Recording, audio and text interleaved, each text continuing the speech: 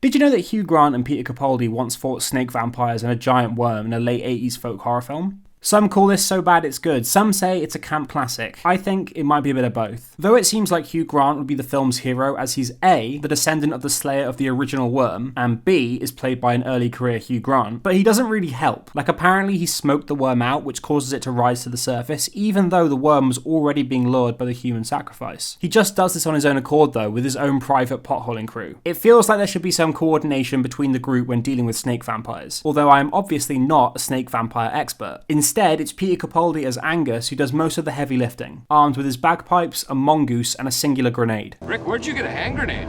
I don't know. It's never explained where he gets these from, by the way, he just seems to carry them round with him. We stan a prepared king. But Grant does have an excellent scene where he slow motion slays a snake vampire with a longsword before falling into a drum kit. Impeccable. While being exceedingly posh, Hugh Grant still manages to show off the charm and likability that would come to define his work over the next decade. The low budget means that we don't get to see much of the worm, which is a shame because the puppet is actually pretty good. The design feels thought out with the pale skin and blind milky eyes as it's evolved to not need them, having lived without sunlight for so long. But the lack of worm means we're treated to an iconic performance from Amanda Donohoe. She is an absolute scene stealer as the snake-worshipping priestess Lady Sylvia. She's been sacrificing people to the snake god Dionin, who was also the snake in the Garden of Eden apparently, and she is having a whale of a time. Donohoe fully commits to the role, even when she has to imitate a snake. Find a job you love, never work a day in your life, that's what I say. At first, Ken wanted Tilda Swinton, but Tilda Swinton read the script and was almost insulted, and she didn't return his phone calls. Helmed by cult director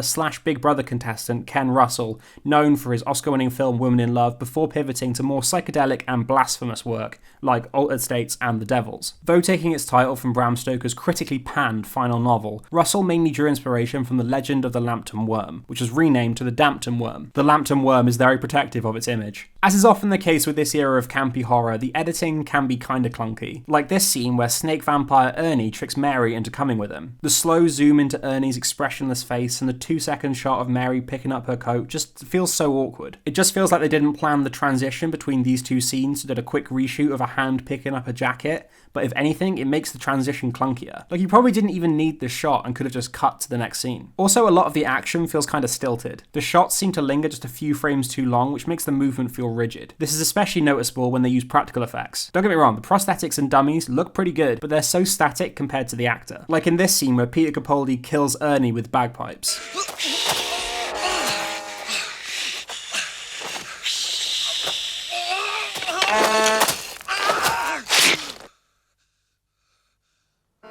The reaction shot is so quick, but if they held on it and shown Angus's reaction, it would feel more natural cutting back to a motionless corpse. And also you'd think showing Angus's reaction to killing someone would be important?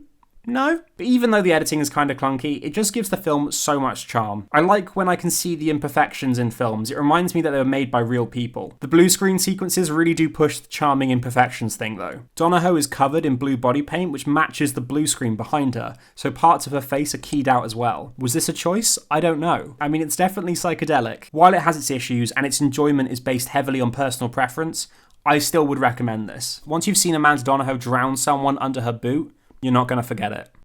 Thanks for watching. If you want to see more videos like this but cropped down and on your phone, then I also have a TikTok. Okay, cheers.